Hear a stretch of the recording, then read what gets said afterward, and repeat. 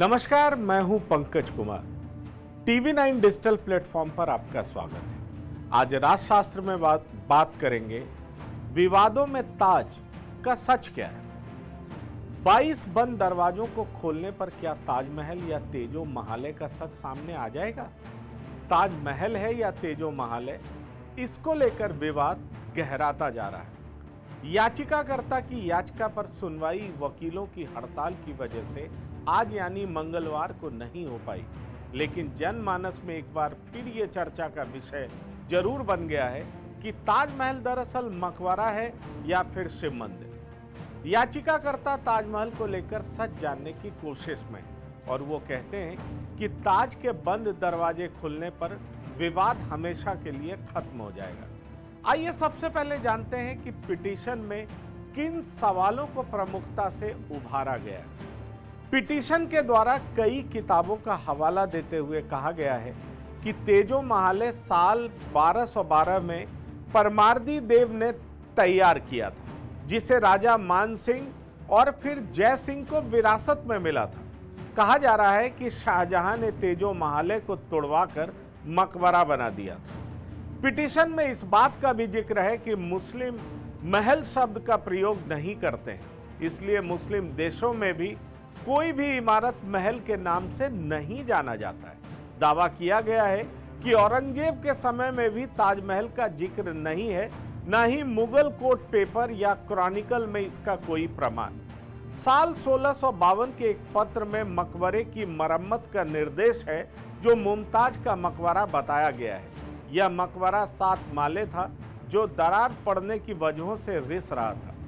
दावा किया जा रहा है कि औरंगजेब के समय में मकबरा पुराना हो चुका था और अगर शाहजहां ने बनवाया होता तो कुछ ही सालों बाद यह इतना पुराना नहीं हो सकता था। जाहिर है औरंगजेब के समय के 3 दस्तावेज आदाब-ए-आलमगिरी, यादगारनामा और मुरक्का-ए-अकबराबादी को दर्शाते हुए ये बताने की कोशिश की गई है कि ताजमहल का जिक्र इन दस्तावेजों में भी नहीं है।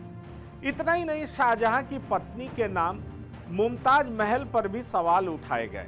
दरअसल दावा किया गया है कि किसी भी ऑथेंटिक डॉक्यूमेंट्स को खंगाला जाए तो मुमताज का नाम मुमताज उल जमानी लिखा हुआ मिलता है। सवाल कब्र के निर्माण की अवधि को लेकर के भी है। पिटीशन में इन बातों का जिक्र है। 1631 में शुरू हुआ मकबरा 1653 में बनकर 22 साल में तैयार हुआ, जो कब्र के निर्माण के लंबे वक्त को लेकर भी सवाल खड़े करता है। पिटिशनर ने कहा कि भविष्य के विवाद से बचने के लिए पर्दा उठाना जरूरी है। याचिकाकर्ता के वकील रुद्र विक्रम सिंह कहते हैं 22 दरवाजे खुलने पर ही मकबरा या मंदिर से पर्दा उठ सकता है। वकील रुद्र विक्रम सिंह किसी भी तरह के दावे से साफ इनकार करते हैं, लेकिन वो चाहते हैं कि शंका से समाधान होना बेहद जरूरी है। कई इतिहासकार भी 22 दरवाजे बंद होने को लेकर जिज्ञासु हैं। वो ताजमहल के बंद दरवाजों के पीछे के रहस्य को जानना चाहते हैं, सुलझ जाए और वह इमारत अपने मूल रूप में भी बनी रहे। ऐसा इतिहासकार कई चाहते हैं, लेकिन ताज के बंद दरवाजों को खोलने को लेकर हाई लेवल एक्सपर्ट्स के साथ साथ यूनेस्को भी दखल देगा। इस सब के बीच सवाल उठता है कि अगर कोर्ट एएसआई को उन दरवाजों को खोलने का निर्देश देता है तो क्या याचिकाकर्ता का दावा सही निकलता है तो भी वह वर्ल्ड हेरिटेज बना रहेगा। सवाल यही है कि वर्ल्ड हेरिटेज तब भी बना रहेगा। जाहिर है यूनेस्को के दखल के बाद ही वाजिब फैसला लिया जा सकेगा। वैसे साल 2018 में एएसआई ने कहा था कि तेजो महाले या फिर शिव मंदिर की कल्पना को काल्पनिक बताया था, इसलिए ताजमहल पर किसी भी तरह की समीक्षा नहीं किया जाना चाहिए, ऐसा पहले कहा जा चुका है।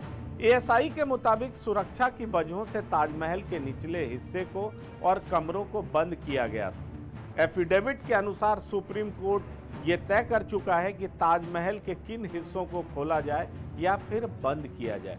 जाहिर है मामले की सुनवाई 12 मई को किया जाएगा और कोर्ट इस विषय में सुनवाई कर अलग अलग पक्षों की बातों को ध्यान में रखकर ही किसी फैसले पर पहुंचेगा। आगरा में भी लंबित है याचिका। 2015 में लखनऊ के हरिशंकर जैन और अन्य की ओर से तेजो महालय मंदिर घोषित करने की याचिका दायर की गई थी। उसका आधार बटेश्वर में मिले राजा परमार्दी देव के शिलालेख को बताया गया था, लेकिन 2017 में एएसआई ने अपने दावे में ताजमहल में कोई मंदिर या शिवलिंग होने या उसे तेजो महालय मानने से इनकार कर दिया था। ताजमहल के बंद हिस्सों की वीडियोग्राफी कराने से संबंधित याचिका एडीजे पंचम के यहां अभी भी विचाराधीन है।